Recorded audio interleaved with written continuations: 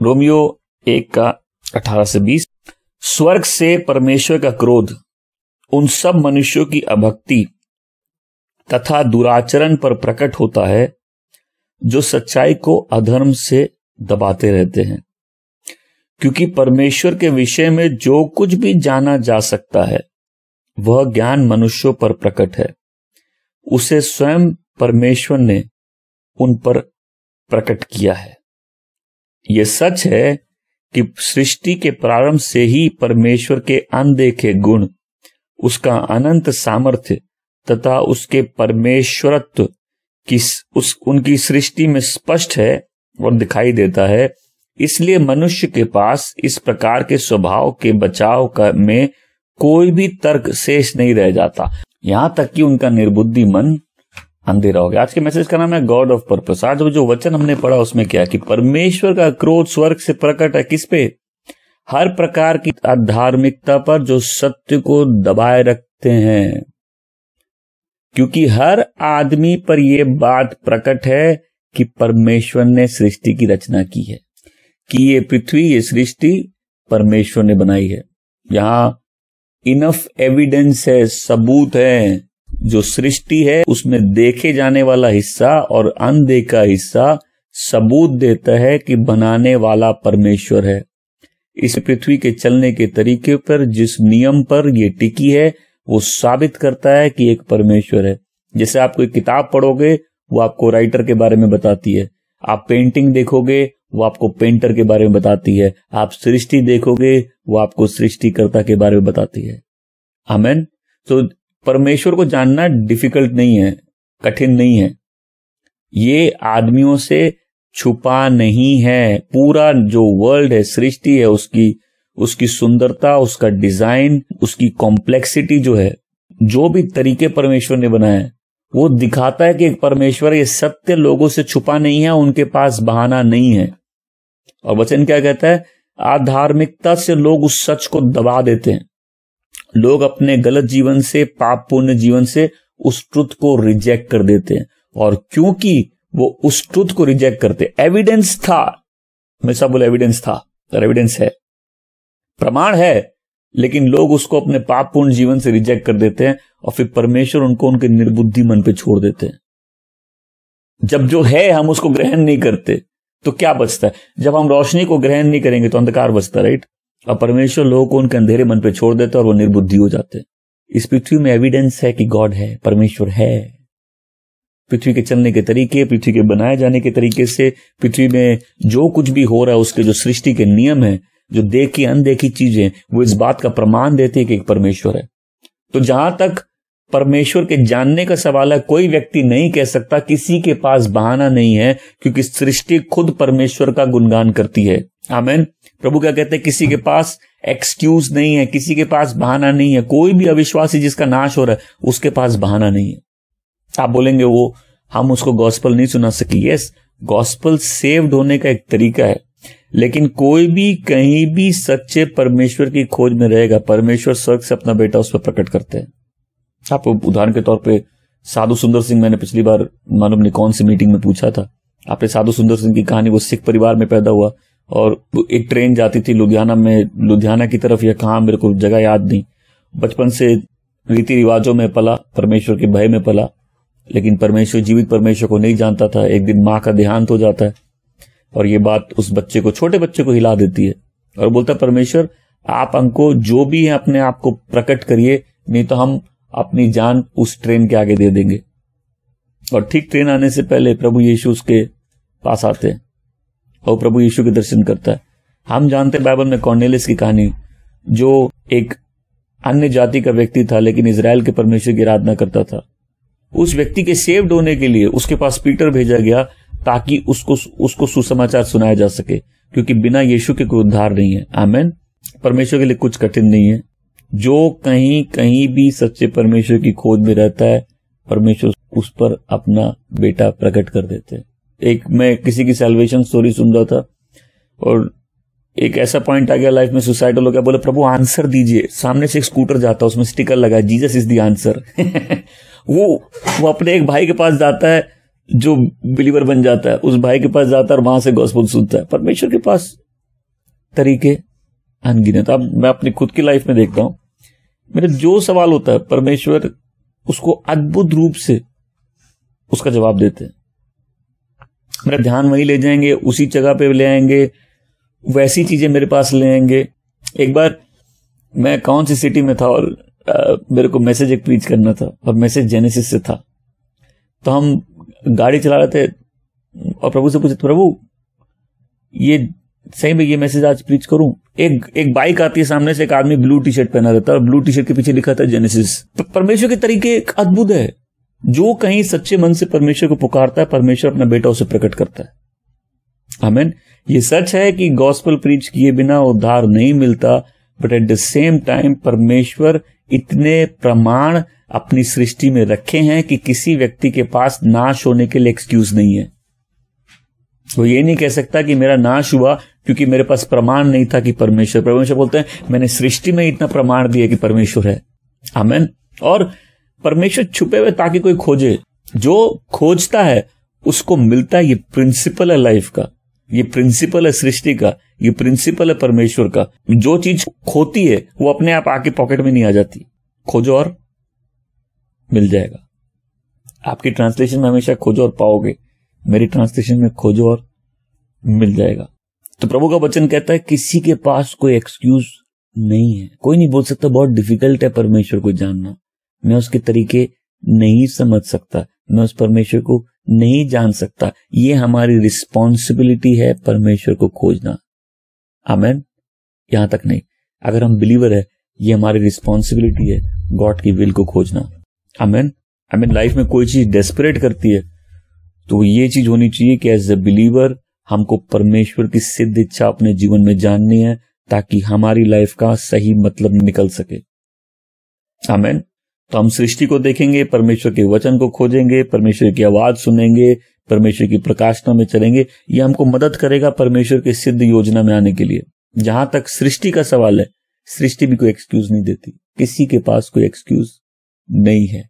और पाप आदमी का कारण बनता है कि आदमी परमेश्वर को और उसकी योजनाओं को वैल्यू नहीं देता है। परमेश्वर को वो सम्मान नहीं मिलता जो उसको मिलना चाहिए, वो आदर नहीं मिलता। लोग परमेश्वर की इच्छा के अनुसार जीना नहीं चाहते। अपने चारों ओर देखिए, पाप ही रीजन है। क्यों आप अपने सारे संघर्षों के बीच में सबसे बड़ा संघर्ष ये करते हैं कि परमेश्वर हम आपकी इच्छा जाननी है, क्योंकि मेरी लाइफ में आपकी विल इंपॉर्टेंट है।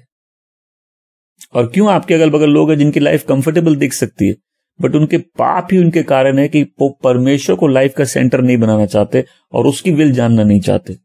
परमेश्वर ने लोगों को इतना समझदार बनाया कि इन प्रमाणों से जान जाए कि परमेश्वर है, लेकिन जब इन प्रमाण को रिजेक्ट कर देते वो मूर्ख बन जाते हैं और परमेश्वर उनको उनके निर्बुद्धि मन पे छोड़ देते हैं। वचन कहता है वो जानते हैं कि परमेश्वर है। इसका मतलब नहीं कि परमेश्वर के उद्धार का सामर्थ वो जानते हैं, और इसका मतलब ये है कि वो जानते हैं कि सृष्टि परमेश्वर का गुणगान कर रही है, एक बनाने वाला है, लेकिन उसकी नॉलेज को वो रिटेन करना नहीं चाहते।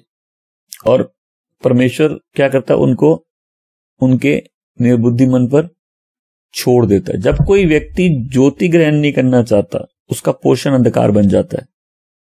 वचन कहता है और उनके मूर्ख मन अंधेरे में चले गए। आमीन। जब ज्योति है, लाइट, रेवलेशन क्या है? लाइट। जब किसी पे प्रकाश ना आती तो क्या है, उसके मन के अंधेरे में रोशनी आ गई है, कोई सत्य उस पर प्रकट हो गया। आमीन। जब कोई व्यक्ति प्रकाश ग्रहण नहीं करता, उसका पोर्शन क्या है? उसका पोर्शन अंधेरा है। आमीन। तो हमने इस पहले पंक्तियों को पढ़ा, परमेश्वर है, परमेश्वर सृष्टि में विद्यमान है, परमेश्वर के होने के प्रमाण सृष्टि में है। किसी व्यक्ति के पास कोई भी एक्सक्यूज नहीं है परमेश्वर को नहीं जानने का। आमीन। इनफैक्ट लोग रिस्पॉन्सिबल है परमेश्वर को रिजेक्ट करने के लिए। आगे हम पढ़ेंगे रोमियो 9 का 11 से 17। सृष्टि है और उस सृष्टि में परमेश्वर प्रकट है। आमीन। रोमियो 9वें अध्याय में 11 से 17 मैं पढ़ूंगा, मैं खुद अनुवाद करके पढ़ता हूं। कि अभी बच्चों का जन्म नहीं हुआ था और उन्होंने कुछ किया नहीं था, ना अच्छा ना बुरा, ताकि परमेश्वर की योजना और उसका बुलाया जाना हो सके, जो लोगों के उनके कामों के द्वारा नहीं है परंतु उसके द्वारा है जो बुलाता है। आमीन। यहां बच्चों की बात हो रही है कि याकूब और ईसा पैदा हुए और परमेश्वर पहले एक जन को चुन लिए थे। तो वचन कह रहा है अभी ये लोग बड़ों के कुछ किए नहीं है कि जिससे हमको समझ में आए परमेश्वर किसी को कैसे बुलाते। जब आप किसी की लाइफ को देखेंगे ना तो आप बोलेंगे वो बहुत अच्छा है इसलिए परमेश्वर ने उसको बुलाया। नहीं, परमेश्वर को बुलाहट लोगों के अच्छाई के कारण नहीं है, परमेश्वर का बुलाहट उसकी अपनी योजनाओं के कारण है। और उसकी योजना कहां से? आदमी के पैदा होने से पहले, क्योंकि सृष्टि में कोई ऐसी चीज नहीं है जो इस पृथ्वी में आई है परमेश्वर के द्वारा बिना किसी योजना के। मिट्टी का काम है, पेड़ का काम है, पौधों का काम है, हवा का काम है, बारिश का काम है, बादल का काम है, सूरज का काम है। रात कितनी भी अंधेरी वाली हो, आपको लगे सुबह नहीं होगी, सुबह सूरज आके खड़े होकर आके ऐसे दिखेगा आपको, आप बोलेंगे है रात को हम सोच रहे थे कोई मतलब नहीं है, फिर सुबह होगी। जो ऋतु बनी है, जो युग बने हैं, जो सूरज और चांद बने हैं, जो दिन और रात बना है, जो पूरी सृष्टि का तरीका बना है, जो कुछ भी बना है, आदमी बना है बिना योजना के नहीं बना है, जो जितने पशु बने वो भी किसी कारण से बने हैं। मैं सब बोलो ऑब्जर्व होता है, ध्यान से देखो। जब हम सृष्टि को ध्यान से देखेंगे, हम देखेंगे हर एक चीज का एक प्रयोजन है। हर एक प्लांट के भी अपनी प्रॉपर्टीज है और बहुत से जो पौधे हैं, बहुत सी चीजें सृष्टि में बनी है किसी कारण से। समझे? आप अखरोट खाते हैं ना, दिमाग तेज होता है। आप कभी अखरोट को खोल के देखिए, दिमाग जैसा दिखता है।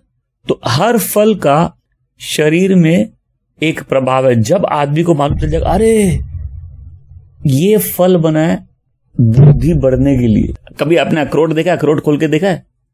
तोड़ा तो बहुत है, अखरोट खोल के देखा है? एकदम दिमाग, आदमी के दिमाग जैसा दिखता है।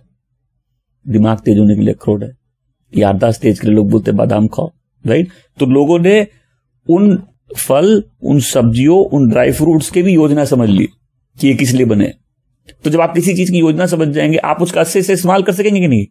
जैसे हम विश्वास में आए, ठीक है, तो हमको इजराइल की संस्कृति नहीं मिली क्योंकि हम बाइबल पढ़ रहे हैं, हम नया विधान पढ़ रहे हैं और ज्यादातर कल्चर हमको अंग्रेजों से मिला है और अंग्रेजों के पास कोई कल्चर है ही नहीं। उनको सिर्फ इतना मालूम है प्रभु यीशु उद्धार देते, बाकी उनका कोई कल्चर नहीं है। अब भारत में, और अभी मैं जो बताना चाह रहा हूं मैं कल की बात है, एक जमाने में लोगों को मालूम था कि जो प्लांट्स है, जो फ्रूट्स है, जो फल है, हर चीज का एक फंक्शन है। कई बार लोग खाते हैं तो मैंने पूछा तुम खाना खा ले? बोला हाँ। पेट भरा? बोले हाँ। बोले लेकिन तुम्हारे अंदर जो गया उसका तुम्हारे पे क्या फायदा? तुमने ये सोचा कि खाना खाली पेट भरने के लिए नहीं खाया जाता है। खाना जब कोई खाता है उसको मालूम होना चाहिए उसके अंदर क्या गया है जो उसके शरीर को सामर्थ्य देगा, या एनर्जी देगा, या स्ट्रेंथ देगा, या बॉडी में मसल्स देगा। ठीक है, बच्चों को बोल दो, बच्चों भूख लगी है, बोले हम मैगी खा लेंगे। ठीक है, तुमने मैगी खाई, तुम्हारा पेट भरा, लेकिन तुम्हारे शरीर में कुछ ऐड नहीं हुआ। थोड़ी एनर्जी तुरंत आएगी, लेकिन शरीर खाली डंपिंग ग्राउंड नहीं है कि जो भी गार्बेज मिला तुम अंदर डाल दो, सिर्फ पेट भरना है। नहीं, सिर्फ पेट भरना नहीं है। पेट बना किस लिए? और प्लीज दिमाग खुल जाएगा। परमेश्वर ने सब कुछ बनाया, उसके अंदर एनर्जीज है, न्यूट्रिएंट्स हैं।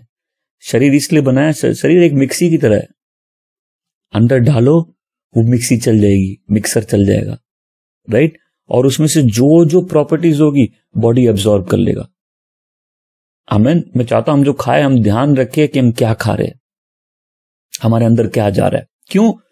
हमसे पहले जो लोग थे उनको मालूम था कि पृथ्वी में हर कुछ किसी योजना के लिए बना है। तो एलोपैथी के केमिकल्स बॉडी में डाल के, एलोपैथी किसी को ठीक नहीं करती है, वो सिम्टम्स खाली दबाती है। ये कल हम इस बात पे मनन कर रहे थे कि परमेश्वर नेचुरल हीलिंग। अब देखो, हर राष्ट्र की एक संस्कृति है, राइट? और राष्ट्र का जो ब्लेसिंग है किसमें है? जब लोग समझदार हो, जब लोग की हेल्थ अच्छी हो, जब लोग के पास धन धान हो, राइट? आज इजराइल को देख लो, इजरायली लोग अमीर है, अच्छी हेल्थ है, अच्छा वो क्यों? उनके गॉड है। आमीन।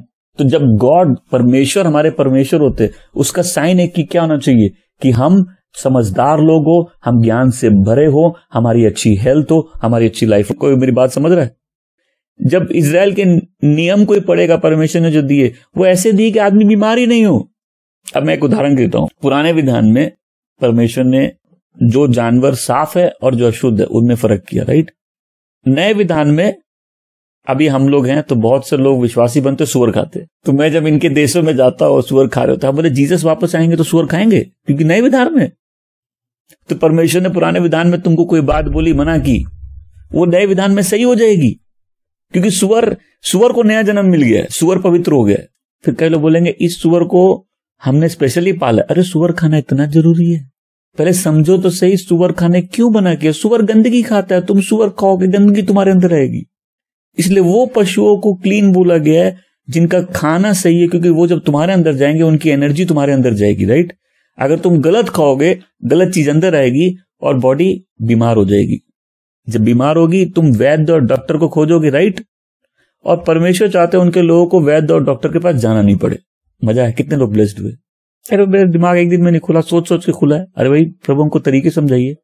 तो हमको ये समझ में आया, हर फल के, हर सब्जियों के, हर पशु के कोई रीजन है एग्जिस्टेंस के। कोई भी चीज बिना योजना के नहीं बनी, तो मेरा जीवन बिना योजना के कैसे हो सकता है?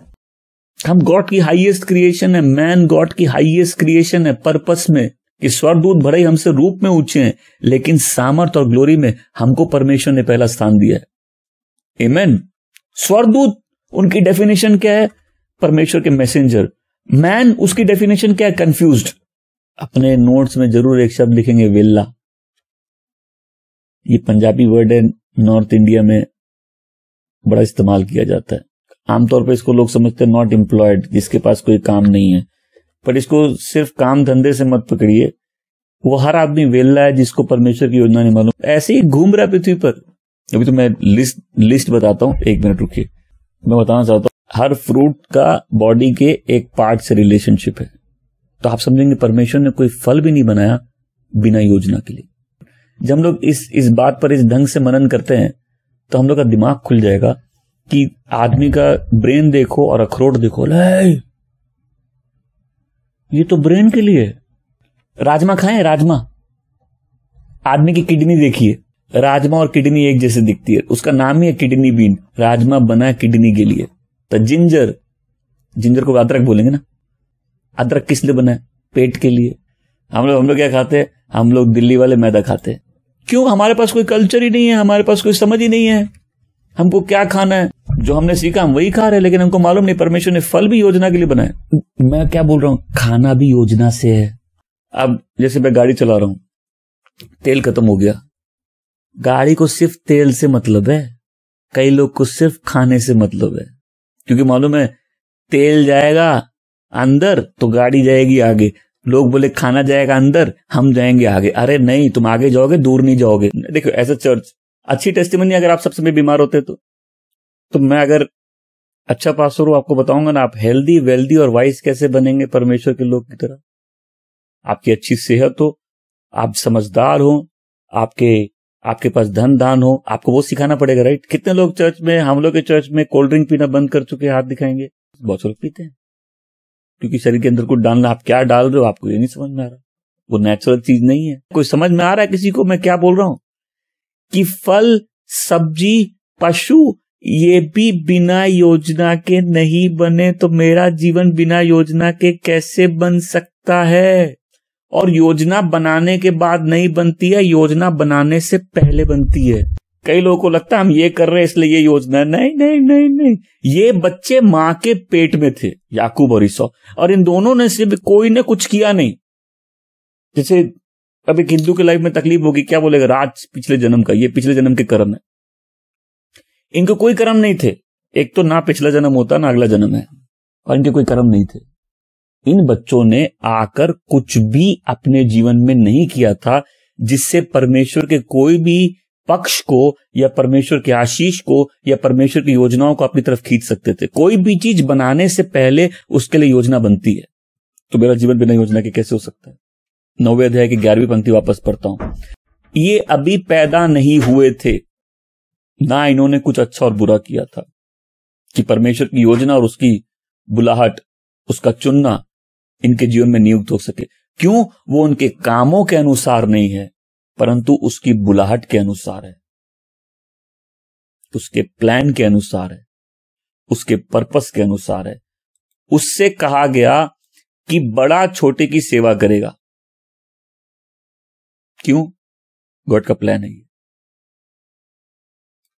जैसा लिखा है, याकूब से मैंने प्यार किया, ईसौ से नफरत की। आई मीन, जब कभी भी लाइफ में कंफ्यूजन लगे, इस पंक्ति को एक बार बैठो, पढ़ो और 5 मिनट चुपचाप इस पे मनन करो कि मेरी एग्जिस्टेंस से पहले, मेरे तत्व बनने से पहले, मेरे बाप बाप के ये सोचने से पहले कि हमको एक बच्चा चाहिए, ये बच्चा जो पृथ्वी में आया है, इसके लिए परमेश्वर ने पहले से योजना बना के रखी है। इसलिए भाग्य आगे नहीं है, भाग्य पीछे है।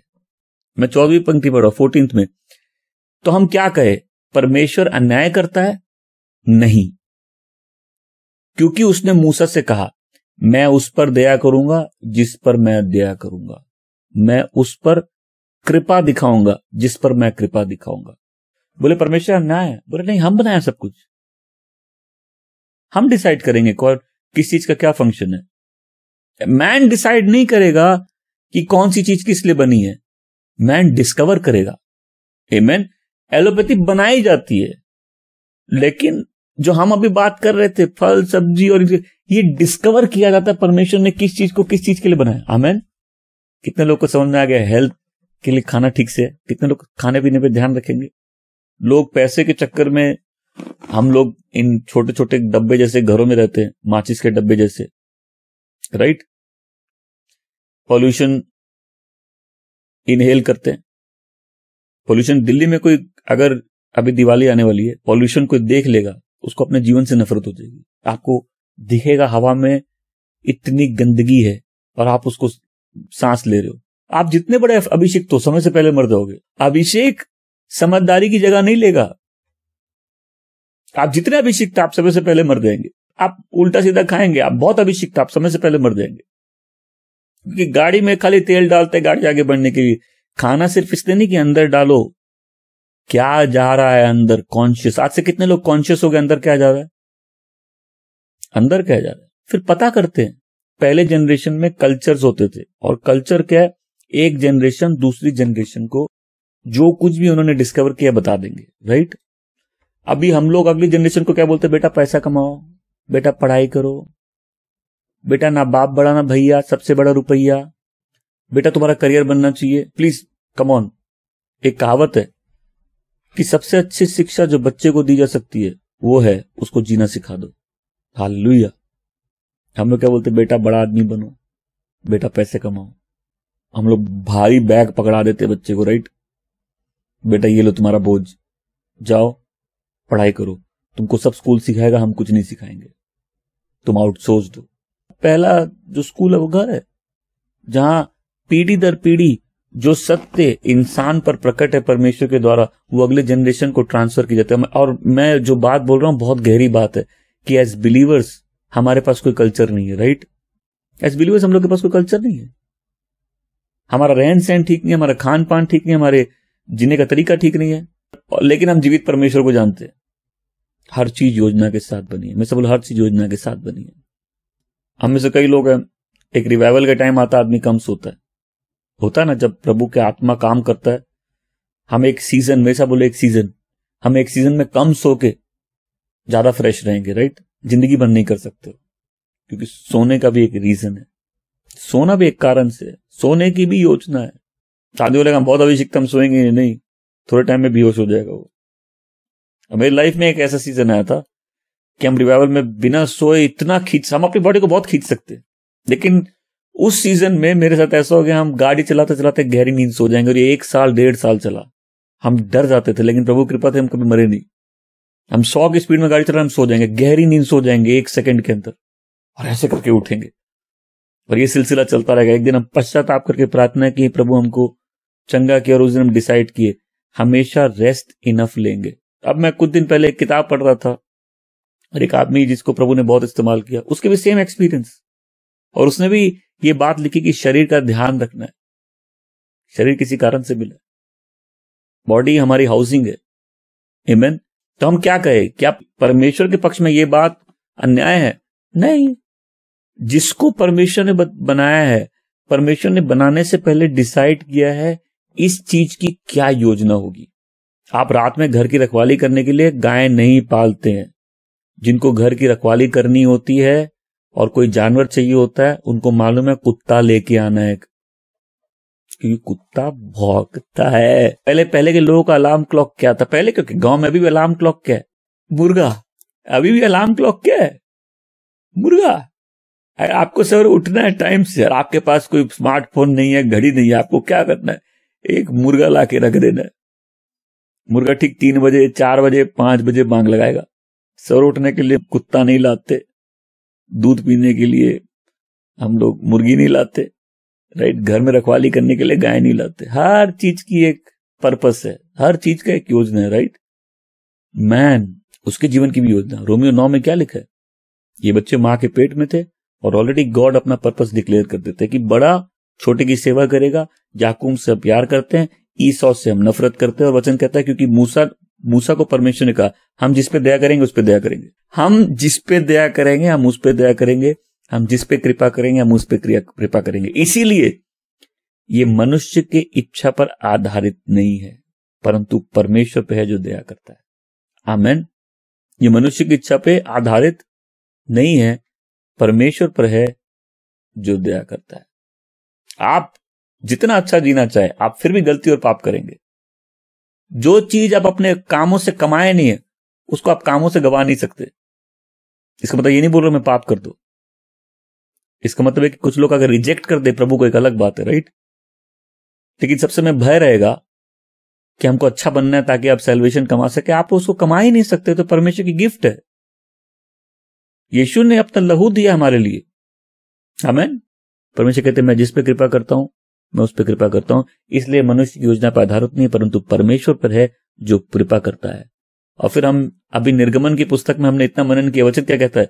क्योंकि पवित्र शास्त्र फिरौन के लिए कहता है कि इसी योजना से मैंने तुझे खड़ा किया है कि मैं अपना सामर्थ तुझ में दिखा सकूं, ताकि मेरा नाम तुझ में पूरी सृष्टि पर महान हो। ये मेरा ट्रांसलेशन है। प्रोक्लेम्ड हो, डिक्लेयर हो, मेरे महानाम की घोषणा हो। मैं सब बोले फिरौन, बाइबल में लिखा है फिरौन को परमेश्वर ने बनाया। अब बनाया, बचपन से खिलाए पिलाए होंगे उसको, ठाट बाट में पैदा किए, घमंडी बनने दिए, राज सिंहासन में बैठने दिए, ताज पहन के बैठता होगा, चकाचौंध में चलता होगा। प्रभु बोलते तुमको हम नाश के लिए तैयार किए। कोई भी चीज तैयार होती है, उसका योजना उससे जुड़ी होती है। आमीन। हर कुछ योजना के लिए बनी है, क्योंकि परमेश्वर किसी भी प्रोजेक्ट में बिना योजना के इन्वॉल्व नहीं है। कितने लोग चाहते हैं कि गॉड, परमेश्वर मेरे जीवन में इन्वॉल्व हो जाए? आज सीक्रेट क्या है? परमेश्वर किसी चीज में बिना योजना के इन्वॉल्व नहीं होते। कौन है वो जो सड़कों में बिना योजना के घूमता था रातों को? कौन है वो जो स्कूल में बिना योजना के जाता था? कौन है वो जिसने अपनी जवानी बिना योजना के बिता दी? देखो, मैं कुछ सालों में एक चीज रियलाइज की हूं और मैं इसको फर्क देखता हूं कि एक टाइम था हमको बिना किसी रीजन के बाहर जाना था। कुछ सुना मेरी बात को? बाहर जाना था, लेट जाना था। और आज हम समझते हैं, बोले नहीं, बिना किसी रीजन के लाइफ में कुछ भी कैसे हो सकता है, जब परमेश्वर ने लाइफ बिना किसी रीजन की नहीं बनाई। और जिसको चाहिए परमेश्वर मेरे लाइफ में इन्वॉल्व हो, गॉड पर्पस में इन्वॉल्व है। आमीन। जिसको चाहिए परमेश्वर मेरे जीवन में भारी रूप से क्रियाशील हो जाए, वो परमेश्वर की योजना पता कर लो। और तुम देखो, बिना योजना के परमेश्वर कुछ काम करते ही नहीं है। बहुत दुख की बात है जब लोग अपना जीवन बिना योजना के बर्बाद कर देते हैं। पर्पस लाइफ को मीनिंगफुल बना देता है, उसमें मतलब जोड़ देता है, सेटिस्फैक्शन ले आता है। पर्पस जो योजना है वो उसके तरीकों में ले आता है। योजना मजबूर करता है आदमी को डिसिप्लिन में जीने के लिए। नहीं तो जिसके पास नहीं योजना कैसे भी जी सकता है? योजना हमको मजबूर करती है ना कि हम सही ढंग से जिए। नहीं तो जब कोई योजना नहीं है तो हम कैसे भी जी सकते हैं? एक बाबा ने कहा, बोलो जीवन कैसा है? बोले जैसा बना लो वैसा। तो मेरे अंकल घर में बचपन में आके बोलते, बोलो जीवन कैसा है, हम लोग बोलते थे जैसा बना लो वैसा है। नहीं समझो, उनके बाबा ने कहा था, और सच में उसमें सच है कि जैसा हम जीवन बना ले वैसा ही, राइट। जब योजना नहीं होती हम कुछ भी कर सकते हैं, जब योजना होती है हम सब कुछ नहीं कर सकते। हमको अनुशासित होना पड़ता है, क्योंकि योजना है। लाइफ तभी मीनिंगफुल बनेगी जब हम डिस्कवर करेंगे। वचन लिखा है कि ये परमेश्वर की महिमा है चीजों को छुपाना, और एक राजा का सम्मान है उसको खोजना, किसी मैटर को खोजना। राजा जैसे जीना है, खोजना चालू करो और पता करना चालू करो, तब राजा जैसे जी पाएंगे। आमीन।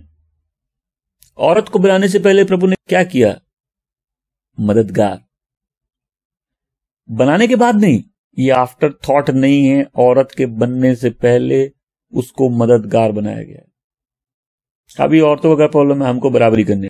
कोई भी औरत अगर परमेश्वर का वचन सुन रही है और उसको अपने लाइफ में कवरिंग चाहिए, योजना में आ जाओ। परमेश्वर ने पूरी सृष्टि का ढांचा बनाया है और सब कुछ योजना से बनाया। जो योजना के बाहर है, तुम जितना सिर ढक लो, भूत देख रहे। बाइबल में सिर ढकने की बात होती है तो उसमें एक वर्ड लिखा है, ये किस लिए करो? एंजल्स के लिए। मतलब स्पिरिचुअल वर्ल्ड तुम्हारे ऑर्डर को देख रहा है और बोले हमको बराबरी करनी है, हम आदमी से कम नहीं हैं।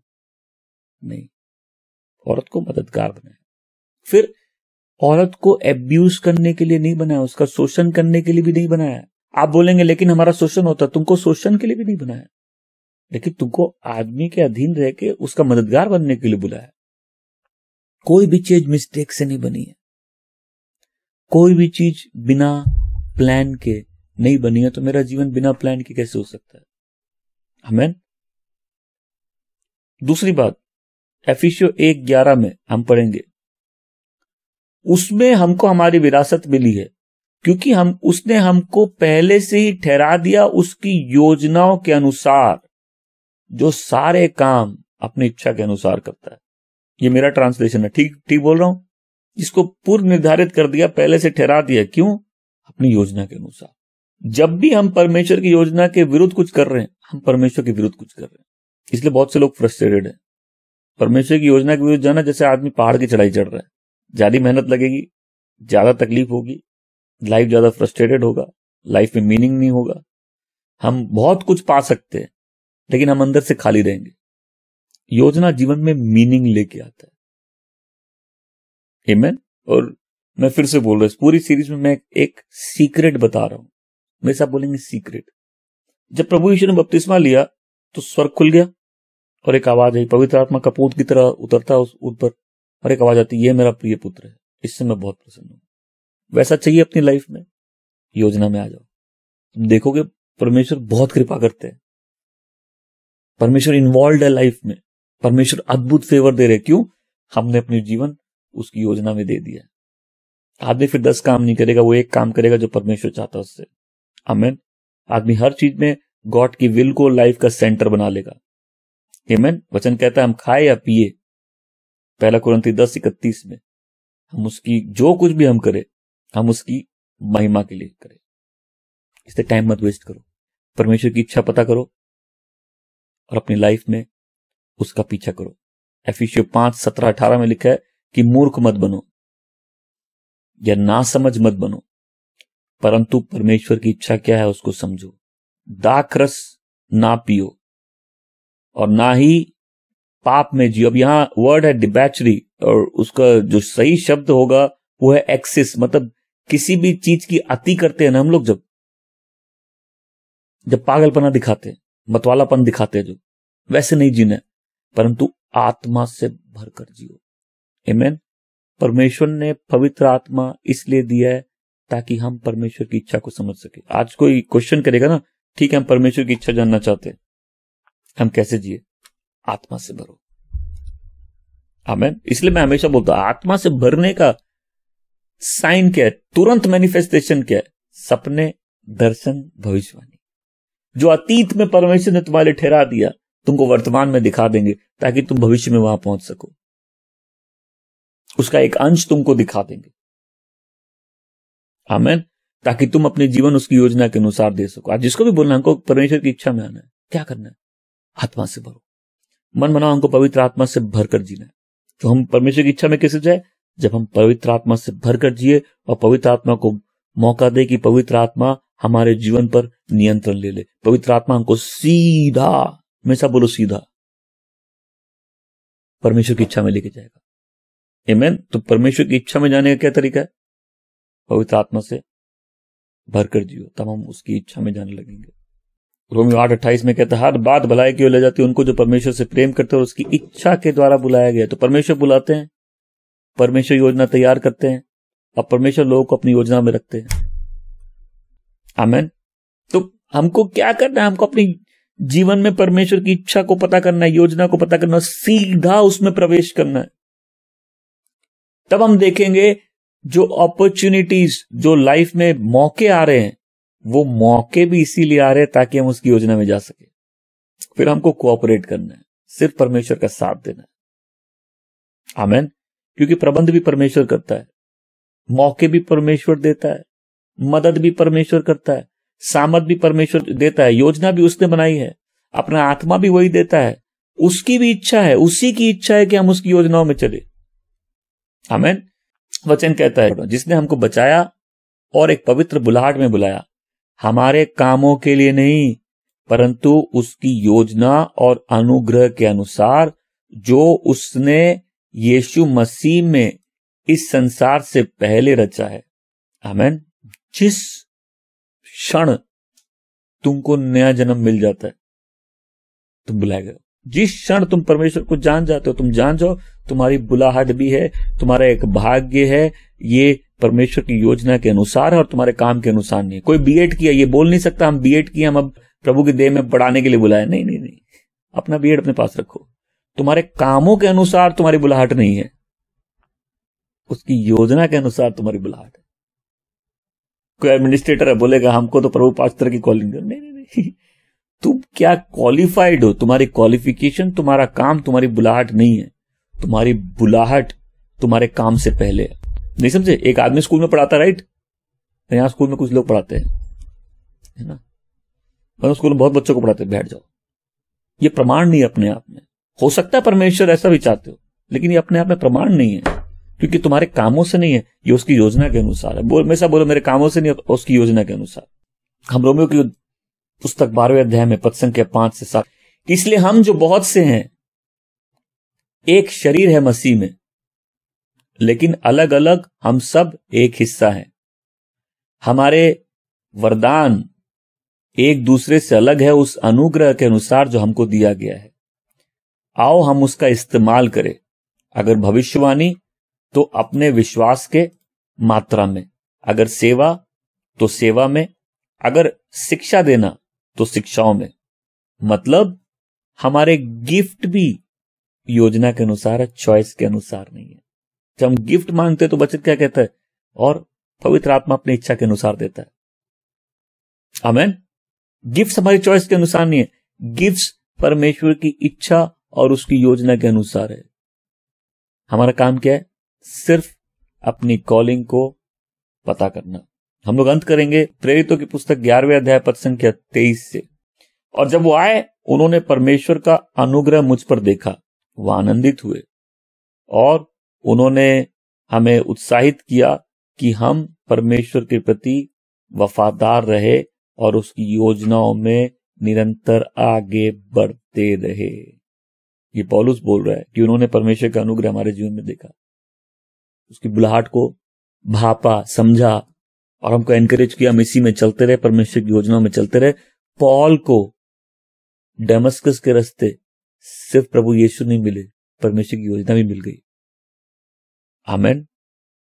और उसने अपना जीवन परमेश्वर की योजना के लिए दे दिया।